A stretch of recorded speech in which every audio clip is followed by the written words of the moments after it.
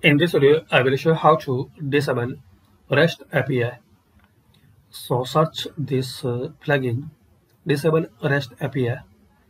Disable the use of the REST API on your website to site users.